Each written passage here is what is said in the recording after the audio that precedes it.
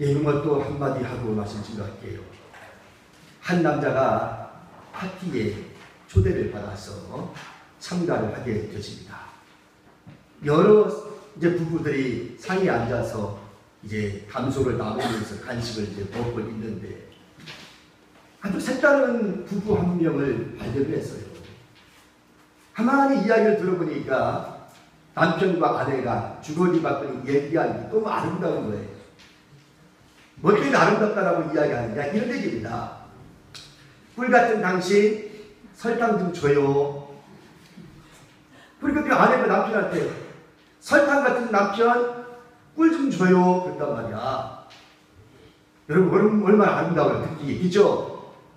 혼자 파티에 참가했던 이 사람이 그 모습을 보니까 너무 아름다운 거야. 야 너무 좋다. 그럼 나도 한번 좀 해봐야 되겠다. 좋은 거니까. 그 다음날 아침 식사 자리에 남편과 부부가 함께 앉아서 이제 식사를 합니다. 이때 이 남편이 그랬습니다. 돼지 같은 마누라 베이컨 좀 줘요. 그랬답니다. 할렐루야. 자, 오늘도 주 안에서 여러분을 만난 거 사랑하고 축복합니다. 참설 명절 잘 보내셨죠? 네. 이렇게 얼굴 보게 된 것을 잘 보냈다는 얘기예요. 잘 못 보냈다면 오늘 저하고 얼굴 마주치지 못했을 것인데 잘 보냈다는 것을 믿고 오늘 말씀 들어가기로 하겠습니다. 오늘도 인사하려고 그러는데요. 오늘은 뭐라고 인사하면 좋을까 고민하다가 이렇게 인사하겠습니다. 당신은 존귀한 사람입니다. 이렇게 인사하려고 합니다. 해볼까요? 당신은 존귀한 사람입니다.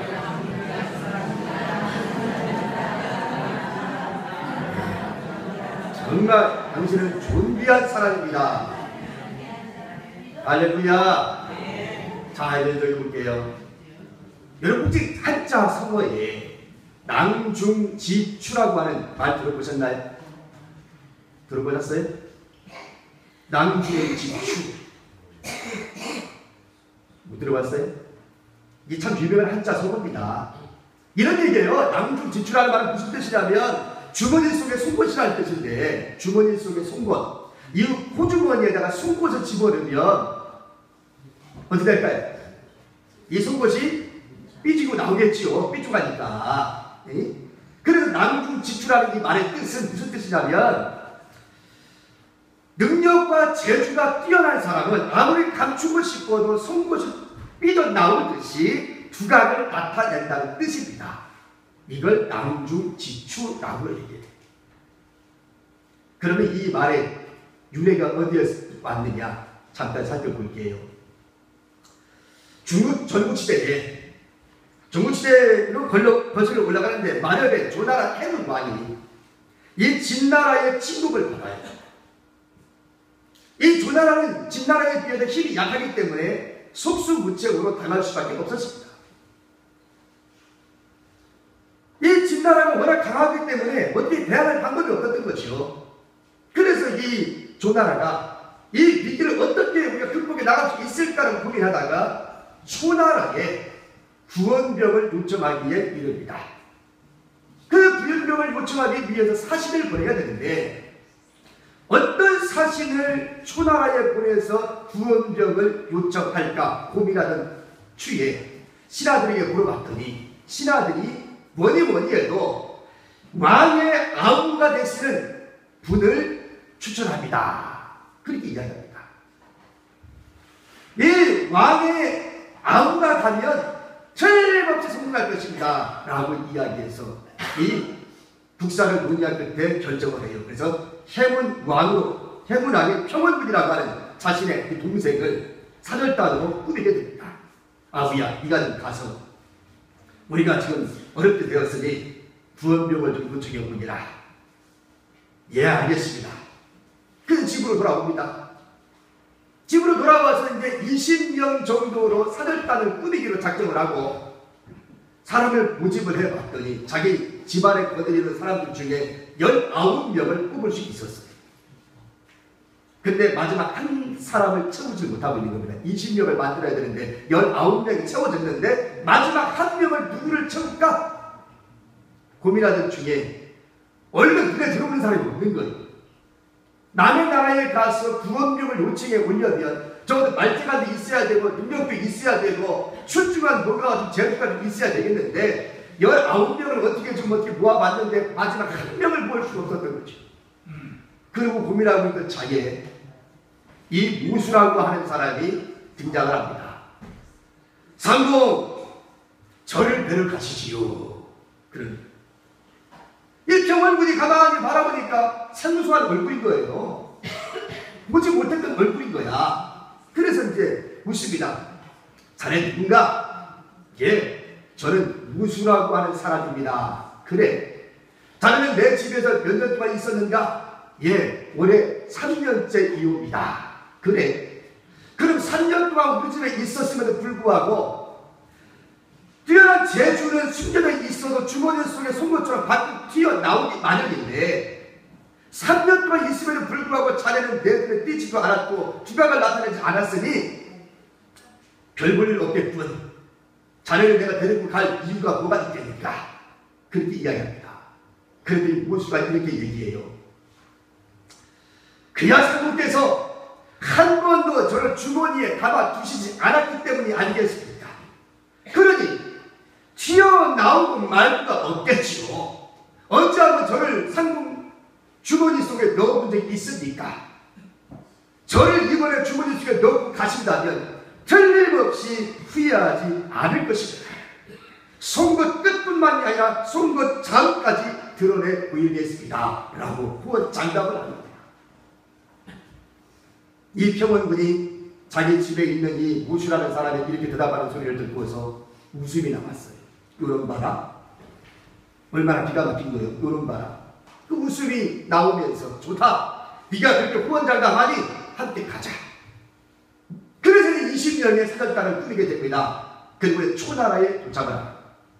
초나라에 도착을 해서 이제 초나라 왕에게 각종 보물들을 진상을 해서 바치고 난 다음에 우리 지금 조나라가 저 진나라의 공격 때문에 망하게 생겼으니 초나라 왕이여 우리를 도와주시옵소서.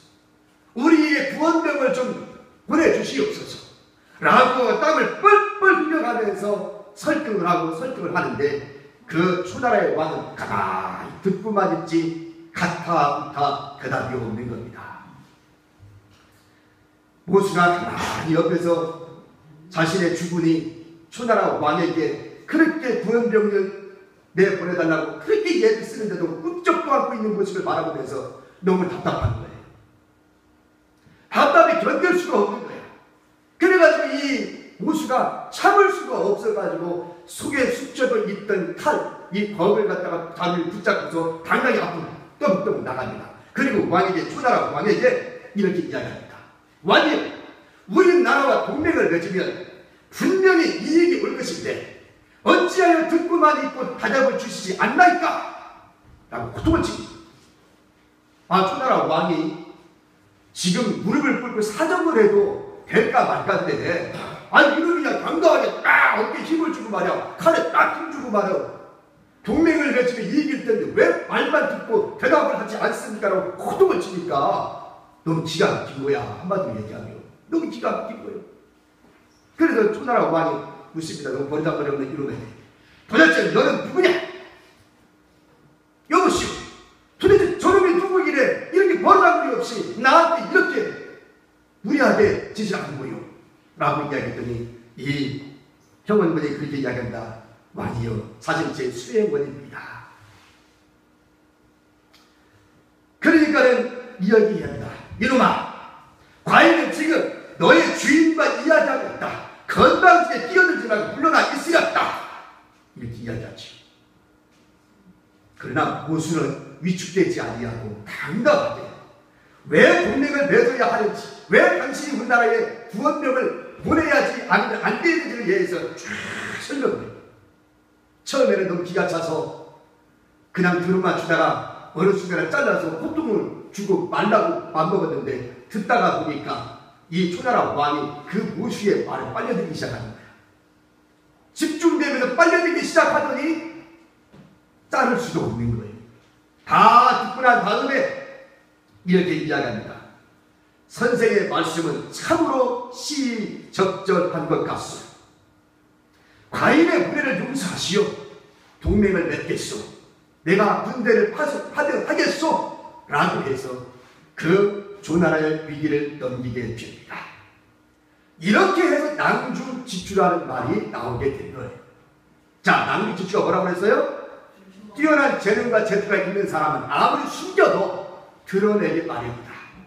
네. 주머니 속에 속옷이 있으면 아무리 감춘다 해도 속옷이 삐죽하기 때문에 다 삐죽고 나와서 숨길 수가 없다.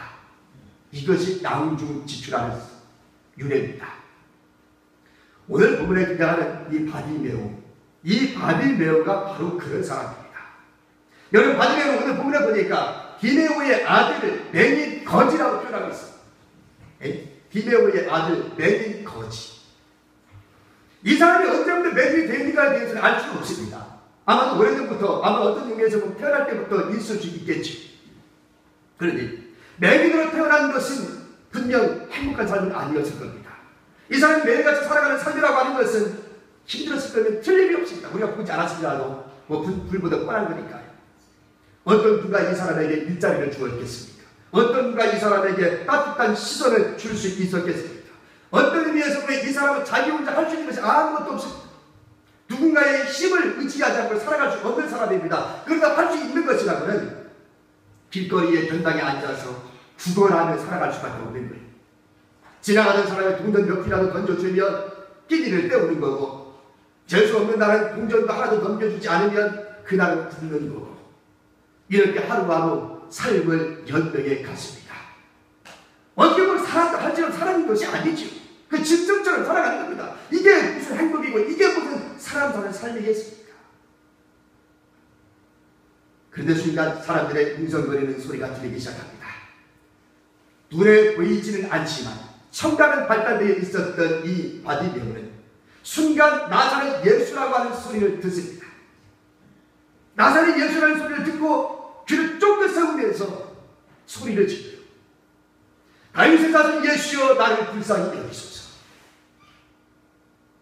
이 말에 들러선 사람들이 꾸짖습니다. 잠잠하라. 네? 이 말은 다른 말로 하면 이런 얘기겠죠. 아마 닥쳐라. 가만히 있지 못해? 어느 안전이라고 너 같은 주제에 나사렛 예수님이 지금 여기 오셨는데 소리를 지르고 난리여? 이랬을지도 모르겠어요. 그러나 이 소경 바디메오는 거기에 멈추지 않냐고 더 크게 소리를 질러서 다윗의 자손이여 나를 불쌍히 여기소서 라고 소리를 지릅니다. 예수님은 막딱지걸 떠들고 이 외치는 이 소리 속에서 그 사람의 음성을 듣고 걷은 걸음을 멈춥니다. 그리고는 바디메오를 불러요. 저 아이를 불러봐라. 사람들은 쫓아가서 여보게 나사렛 예수님이 자녀를 부르고 계시네. 그 소리를 듣자마자 이 소경 바디메오는 겉옷을 벗어 던져버리고 예수님 앞에 달려와 무릎을 꿇습니다. 이때 예수님 묻지요. 내가 네게 무엇을 하여 주기를 원하냐? 그랬더니 이 사람이 그런다. 보기를 원합니다. 그래. 그 보기를 원합니다라고 하는 그 뜻을 전에 들은 예수님은 가라. 내 믿음이 너를 구원하였느니라 하시니 그가 곧 보게 되어 예수를 기대어 따르리라 라고 말합니다. 이것이 오늘 주어진 하나님의 말씀이지. 그런데 오늘 저는 이 본문에서 아주 특이한 사실 하나 발견하게 됩니다. 뭐가 특이하다고 이야기하냐면 바디메오가 예수님을 부르는 호칭입니다. 이 호칭이 아주 특이한 거예요. 왜 특이하다고 이야기하냐면 자 47절 보겠습니다. 47절 볼까요? 자, 사람들이 예수님을 가르쳐 뭐라고 소개하는가 볼까요? 47절 볼 때 뭡니까? 나사렛 예수라고 소리를 질렀어요. 그죠? 사람들이 나사렛 예수님이라고 소개를 했습니다. 자, 그렇다고 한다면 자연스럽게 바디메오는 나사렛 예수라는 소리를 들었으니까 들은 대로 이어받아서 나사렛 예수여 나를 불쌍히 여기소서라고 해야만 자연스러운 거예요. 맞지 않습니까? 분명히 지금 소개를 하기는 나사렛 예수라고 소개했기 때문에 이 바디메오는 자연스럽게 나사렛 예수여 나를 불쌍히 여기소서 해야만 자연스러운 거예요. 그런데 지금 바디메오는 뭐라고 그래요? 나사렛 예수라고 하지 않고요. 다윗의 자손 예수여 나를 불쌍히 여기소서 라고 얘기합니다. 그것도 한 번이 아니라 몇 번이요? 2번이요. 한번 혼나올 말이 아니란 얘기죠. 내가 어쩌다 말을 하다 보니까 잘못 나온 말이 아니라 한 번이 아니라 2번 내내 똑같이 다윗의 자손 예수여 나를 불쌍히 여겼소라고 말을 했다는 얘기는 이 사람의 분명히 실수가 아니란 얘기죠. 그렇잖아요. 다윗의 자손 예수여 나를 불쌍히 여겼소서. 여러분, 사람의 호칭은 대단히 중요하지요. 우리가 호칭을 부를 때에 호칭을 부르는 데는 그 사람의 인격이나 지위와 삶에 대한 평가일 수 있으며 또 그것을 부르는 사람의 인격일 수 있습니다. 예를 들면 오늘 우리 교회 안에서 우리는 목사님, 장로님, 권사님, 집사님 이렇게 불러요. 이건 계급이 아니죠. 계급이 아니라 직분에 대한 예로서 우리가 호칭을 불러주는 겁니다. 예로. 그렇게 불러주는 거예요. 우리가 잘 알고 있듯이 예수님에 대한 호칭은요 여러 가지가 있습니다. 여러분이 잘 알고 있는 것처럼 인자, 구주, 또 여호와의 종, 하나님의 아들, 나사렛 예수 등등. 예수님에 대한 호칭은 이렇게 다양하게 나옵니다. 그런데요, 오늘 어찌해서 바디메오는 지금까지 이야기했던 여러 가지 호칭으로 부르지 아니하고 다윗의 자손 예수여라고 불렀을까? 일반적 호칭이 아닙니다. 이건요. 왜 그렇게 불렀을까? 당시 많은 사람들은 예수님을 가리켜서 나사렛 예수라고 불렀습니다. 왜 그렇게 불렀었냐면 당시 예수라는 이름이 많았습니다. 예수님만 예수가 아니었어요. 예수라는 이름은 흔한 이름이었습니다. 그러니까 흔한 이름이었기 때문에 나사렛 예수라는 것은 그가 자라는 고향, 나사렛 고향이라고 하는 고향 이름을 붙여가지고 나사렛 예수라고 이름을 불리게 된 겁니다. 왜? 예수라는 이름이 많기 때문에 구별을 지어야 되잖아요. 그래서 고향이라고 하는 이 지명을 붙여서 나사렛 예수라고 이렇게 불러지게 된 것입니다. 또 한 가지는 그래서 이 나사렛 예수라는 말 뜻은 인간적 예수의 인간적인 면을 부각시킬 때는 나사렛 예수라는 말을 썼고요. 어떤 때는요 예수님을 무시하는 투로 사용할 때도 나사렛 예수라는 말을 쓰게 됩니다. 예를 들면 이런 겁니다. 요한복음 1장 46절 말씀에 보면 이렇게 되어 있어요. 나다나엘이 이르되 나사렛에서 무슨 선한 것이 날 수 있느냐. 나사렛에서 무슨 선한 것이 날 수 있느냐. 당시 많은 사람들은 나사렛이라는 동네를 인정하지 않았습니다. 무시하는 동네였습니다. 아주 작은 부분이었습니다. 그러니까 나사렛에서 무슨 선한 것이 나오겠냐 이 말이지. 오늘날로 이야기하면 대전에 무슨 삼류대학에서 무슨 역사를 바꿀 수 있는 사람이 나오겠느냐. 적어도 서울대 쪽 나와야 사람이 나오겠지. 이런 얘기가 똑같은 얘기예요. 나사렛에서 무슨 선한 것이 나오겠느냐. 나사렛 예수? 정렬한 투로 쓰일 때도 나사렛 예수라는 말을 씁니다. 심적인 것보다는 인간적인 면을 부각시킬 때도 나사렛 예수라는 말을 씁니다. 그러나 어쨌든 당시 많은 사람들은 나사렛 예수라는 말을 흔하게 잘 썼어요. 그랬다면 이 바디메오도 일반적으로 사용하고 있는 나사렛 예수라는 말을 써야 자연스럽습니다. 근데 이상하게도 이 사람은요 다윗의 자손 예수여 나를 불쌍히 여기소서라고 이야기합니다. 자, 여기서 저는 이 부분을 며칠 동안 고민했어요. 지울까? 그래서 마태복음부터 시작해서 요한복음까지 사복음서를 다 뒤졌습니다. 누가 이렇게 고백한 사람이 있었을까? 마태복음부터 요한복음까지 다 뒤져봤더니 단 한 사람이 나와요. 이렇게 고백한 사람. 누구냐면 마태복음 우리가 15장 21절부터 28절에 지지난주 예배 설교 때 나왔던 본문입니다. 예수님이 시돈 지방에 가실 때에 가나안 여자가 자기 귀신 들린 딸을 고치기 위해서 예수님께 찾아오죠. 예수님이 찾아와서 내 딸을 고쳐달라고 부탁을 하니까 뭐라고 이야기합니까? 자녀에게 줄 떡을 개에게 던짐이 마땅치 아니하다. 이렇게 얘기합니다. 기억나십니까? 그러니까 얼마나 무용지긴 원사를 부르는지 몰라요. 아주 예수님 앞에 찾아왔다가 개취급당하고 돌아간 사람이 누구였냐면 바로 이 가나안 여인이었습니다. 이런 무용적인 원사를 듣고 가나안 여인은 이렇게 얘기하지요. 주여 맞습니다. 하지만요 개들도 자기 주인의 상에서 떨어지는 부스러기를 먹나이다. 그러니 내 딸을 고쳐주시옵소서. 이 장면이 나오죠. 요 가나안 여인이 다윗의 자손이여 나를 불쌍히 여기소서라고 이야기합니다. 그런 더 이상 없어요. 그러니까 사복음서에서 다윗의 자손 예수여 나를 불쌍히 여기소서 말한 사람은 시돈지방에 있는 가나안에 있는 이 사람하고 오늘 본문에 등장하고 있는 바디메오 이 사람 단 둘밖에 없습니다. 제가 다 찾아봤어요. 왜 이 사람들은 그러면 평소에 다른 사람들이 고백하고 있는 그 고백을 하지 아니하고 이런 특이한 고백을 했을까? 예. 여러분, 예수님의 호칭을 제가 이제 마태복음부터 요한복음까지 찾아보니까요, 대략 세 가지가 나옵니다. 대략 세 가지가 나와요. 첫째는 주님이라는, 주님이 가장 많이 나와요. 주님이라는 말을 가장 많이 사용합니다. 그 다음에 뭐가 나오냐면 메스터입니다. 영어로 메스터. 주인님이란 주인님. 주인님이라는 뜻이 가지고 메스터가 나와요. 메스터. 그 다음에 세 번째가 나오냐면 썰. 우리가 주님이라는 선생님이 말할 때 썰, 존경과 높임말을 할 때는 썰 그렇게 이야기합니다. 이 썰이 나옵니다. 그런데 우리 한글 성경은 모두가 다 주님으로 번역을 해요. 그러면 아시겠어요? 세 가지 다 단어를 우리는 우리 한글 번역으로는 주님이라고 번역을 합니다. 그러나 영어로 보면 메스터가 있고 로드가 있고 썰이 있습니다. 어떤 때 메스터고 어떤 때는 로드고 어떤 때는 썰 그렇게 해요. 요한복음에서는 주로 썰이라고 많이 고백을 합니다. 예수님에 대해 호칭. 마태복음에서는 주로 로드, 마가복음은 로드로 많이 고백하고 때때로 메스터라고 고백을 해요. 전부 다 그냥 한글 성경을 전부 다 뭐로 번역하고 있다고요? 주님이라고 고백하고 있다고요. 그렇게 번역을 하고 있어요. 그렇기 때문에 한글 성경만 봐가지고 몰라요. 그래서 때로는 제가 영어 성경을 얘기하고 가끔 여러분에게 영어 얘기하는 것은 이렇게 달라지기 때문에 그렇습니다. 자, 어쨌든 지금 이 바디메오는 일반적인 호칭으로 예수님을 부르지 아니하고 특이하게 불렀습니다. 그렇다면 이것은 무엇을 의미하는 것일까요? 이것은 바디메오는 예수님을 하나님의 아들 메시아로 고백하고 있다는 겁니다. 따라 해볼까요? 하나님의 아들 메시아.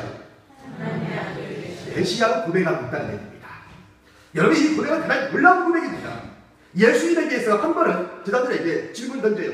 얘들아, 사람들이 나더러 뭐라고 그러더냐? 그랬더니 제자들이 다니면서 들었던 얘기를 예수님에게 보고를 합니다. 예수님, 우리가 다녀서 사람들에게 주어진 앞에 얘기하다 보니까 예수님에 대해서 어떤 사람은 세례 요한이라고 그러고요, 어떤 사람은 엘리야라고 그러고요, 어떤 사람은 예레미야라고 그러고요, 어떤 사람은 선지자 중에 한 사람이라고 일컬어지더이다. 그래, 예수님이 그 말을 받았고 이렇게 얘기합니다. 그렇지, 좋아. 그러면 사람들은 나를 그렇게 부를지라도 너희들은 나하고 3년 동안 같이 지냈으니까, 너희들은 나한테 먹고 마시고 말씀 듣고 그랬으니 과연 너희들은 나에게 뭐라고 할 거냐? 라고 질문 던지지. 아무도 대답하는 사람이 없어요. 그때 시몬 베드로가 나섭니다. 아주 다혈질적인 베드로가 나서서 이렇게 얘기하죠. 마태복음 16장 16절에 보면 주는 그리스도시요 살아계신 하나님의 아들이십니다라고 고백을 합니다. 베드로의 이 고백을 듣고 예수님은 칭찬을 아끼죠. 아니나 시몬아, 네가 복이 있니까. 네가 이렇게 고백할 수 있었던 것은 너의 천국이 아니라 하늘에 계신 내 아버지께서 너로 하여금 알게 하실 것이다. 그러니 너는 참으로 복받은 자구나 라고 이렇게 얘기해요. 예수님의 제자들조차도 하나님의 아들 메시아로서 예수님을 고백하지 않았습니다. 베드로 외에. 그래서 오늘 이렇게 어떻게 된 것이 바디메오는 다윗의 사수 예수여 나를 불쌍히 여기소서라고 고백하고 있다. 다윗의 사수 예수여라는 이 말은요, 다윗이 어떤 사람인지 여러분 아시죠? 구약의 다윗이라는 이 왕이 어떤 인물인가, 어떤 존재인가, 이스라엘 백성 속에, 이스라엘 역사 속에 다윗이 차지하고 있는 위치는 위대한 겁니다. 얼마나 위대한 사람인지 몰라요. 이 다윗의 후손이라고 얘기한다는 것은 구약의 이 메시아의 후손이 어디로부터 나온다고 예언되어 있어요. 다윗의 자손부터 나온다고 예언되어 있어요. 그래서 마태복음 좁고 시작할 때 보면 뭐라고 나와요? 마태복음 1장 1절부터 가면 하나님의 아들 예수 그리스도의 세계라. 다윗의 자손이요 예수 그리스도의 세계라. 그러고 나옵니다. 여러분, 다윗의 자손이 예수라고 하는데 엄청난 고백이에요. 무지무지한 고백입니다. 그런데 어떤 분이 이 고백을 지금 하지 않는데 바디메오가 그 고백을 지금 하고 있다는 얘기입니다. 여러분, 도대체가 이해가 안 가요.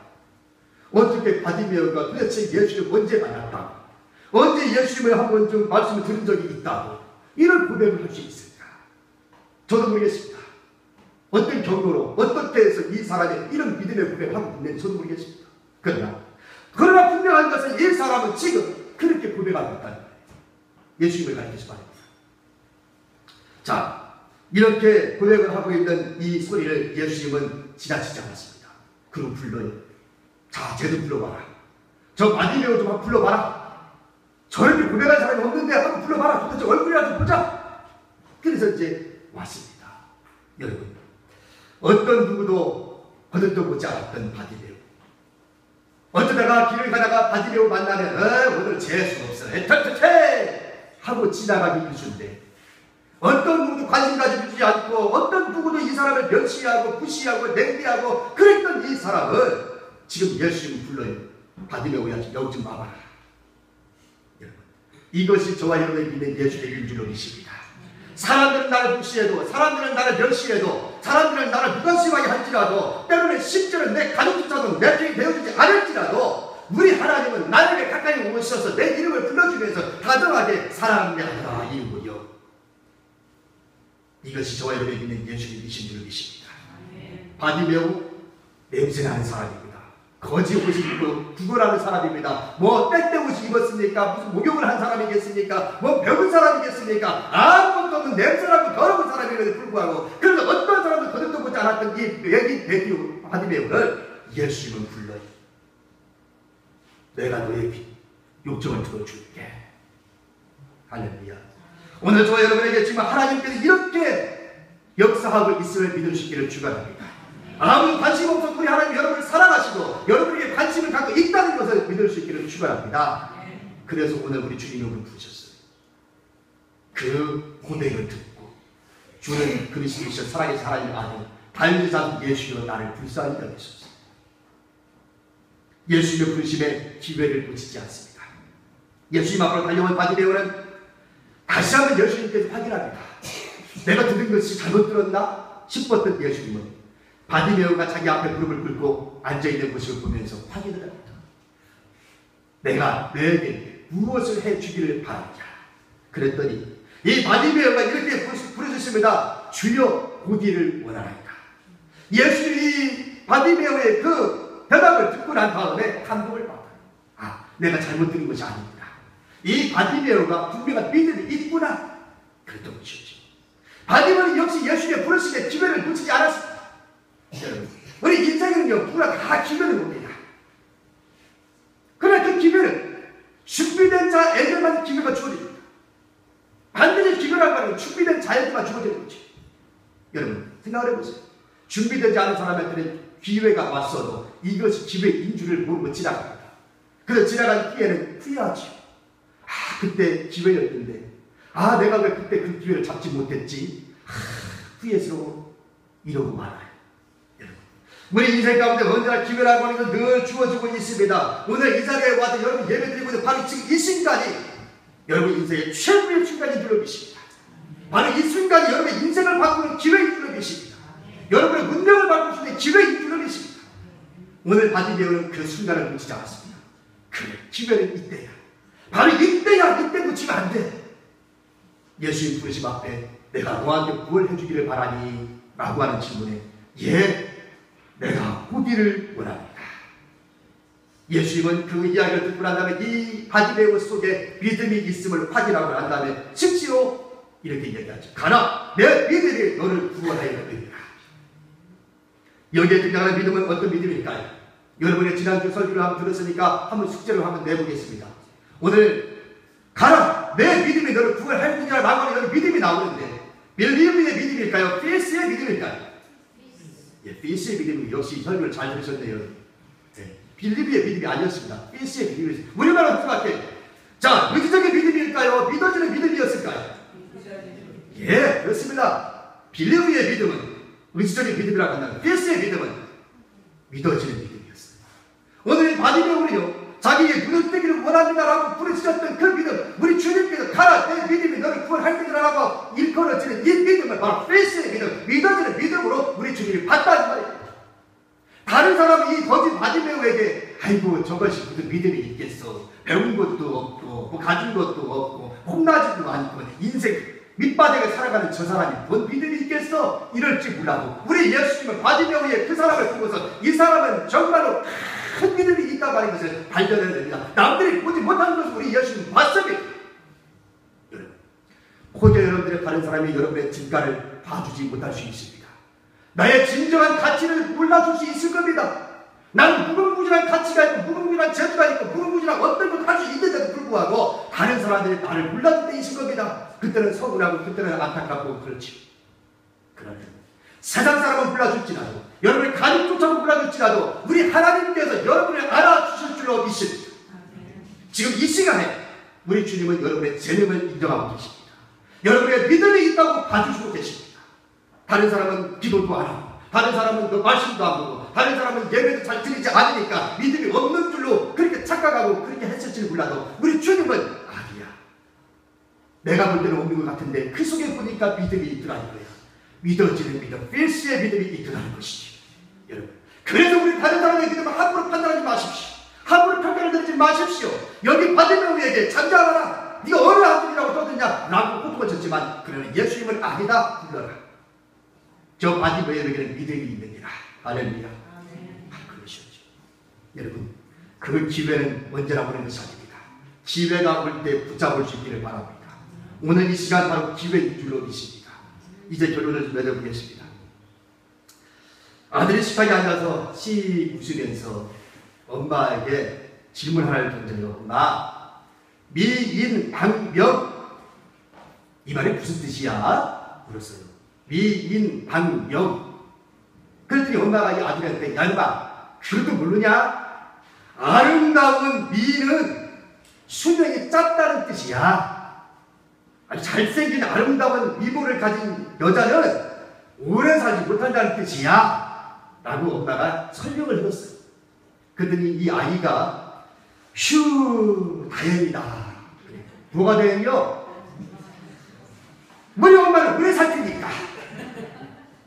그랬더니 엄마가 깔깔깔깔 웃어요. 자, 여러분, 인생은요 누구나 죽어지는 것이지만 아무나 기적을 맛보고 살지는 않습니다. 여러분, 매일 바디메오는 금방 얘기했던 것처럼 배움이 없었어요. 매일 뭘 배움이 있었겠습니까? 재물이 있습니까? 옷이나 깨끗하게 입고 다녔어요? 뭐 남들에게 무슨 뭐 인정받을 만한 뭔가 흥분할 만한 뭔가 있었습니까? 그렇지 않았어요. 여러분, 우리 거름뱅이 역전에 가면 얼마나 많이 바라봅니까? 똑같아요. 이 매일 바디메오도 딱 그 사람 똑같습니다. 누가 인정해주고 있겠어요? 그런데요, 이 소경 바디메오가 당당히 성경 속에 그 이름이 등장해요. 아멘. 할렐루야. 어떤 누구도 바디메오를 사람 취급하지 않았는데 어떻게 된 것이 바디메오를 성경 속에 당당히 자신의 이름을 등장시키고 있다니까요. 예수님 오시는 그날까지, 이 세상이 없어지는 그날까지 바디메오의 이름을 이 성경 속에 당당하게 자리 잡고 있습니다. 뭐 때문에요? 배워서요?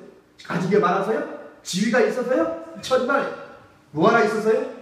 믿음 하나 있었어요. 숨기려고 해도 갖추려고 해도 갖출 수 없었던 바디메오 믿음 하나가 성경 속에 자신의 이름을 새겨놓습니다. 여러분이 가진 것 없어도 괜찮습니다. 여러분이 배운 거 없어도 괜찮습니다. 여러분이 정말 다른 사람에게 무시당해도 괜찮습니다. 남들이 나를 무시해도 상관없습니다. 하나님만 나를 인정해 주시면 되는 줄로 믿습니다. 우리 주님만 나를 인정해 주시면 됩니다. 무슨 걸 믿음을 인정해 주시면 됩니다. 할렐루야. 믿음으로 하나만 가지고만 있어도 우리 주님이 나를 하나님의 말씀을 성경 속에 등장시켜 주시고 주님 오시는 그날까지 나를 존귀하게 만들어 주시는 줄로 믿습니다.